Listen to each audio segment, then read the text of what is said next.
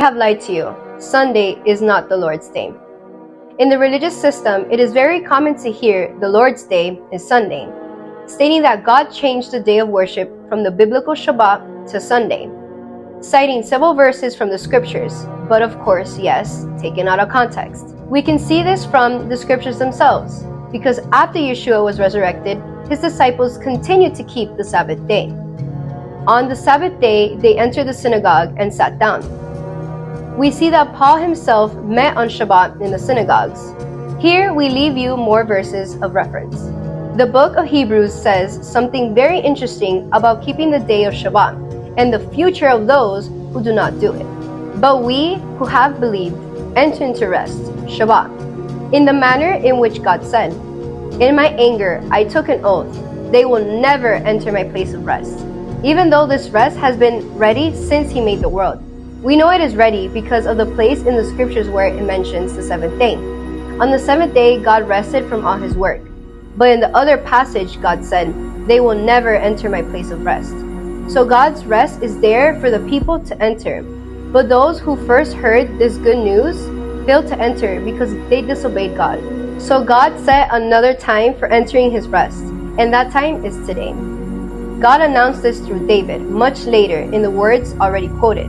Today, when you hear his voice, do not harden your hearts. Those who do not keep the Shabbat will not enter the rest of the Creator.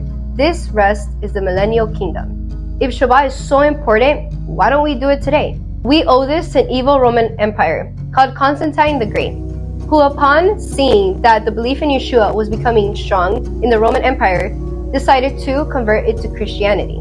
But not for the reasons of faith, but to be able to unite the state with the church. Since the majority of the Romans already worshipped the unconquered sun, on Sunday, he decides that all the believers in the capital order change the day of worship from Shabbat to Sunday with these words, "On the venerable day of the sun, let the magistrates and the people who reside in the cities rest, and let all those workshops close." The Shabbat is the fourth commandment of the 10 Commandments. The Shabbat was spoken by the mouth of the Creator on Mount Sinai. Yeshua did not come to contradict the Father. Yeshua did not come to abolish. He came to fulfill it. Paul said, "Do we then invalidate the law through faith? No way. On the contrary, we confirm the law." Yeshua taught his disciples by his example. He taught on Saturdays in the synagogues. Keeping the Shabbat is doing as Yeshua did, and this will not be Judaizing it at all. If we do not keep the Shabbat and we change it to Sunday, it would be Romanizing the scriptures. The commandments are not only for the Jews, but for all of Israel, and for the foreigners who believe in him.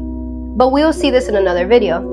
When you have doubts about keeping the Shabbat or not, ask yourself this question: what would Yeshua do?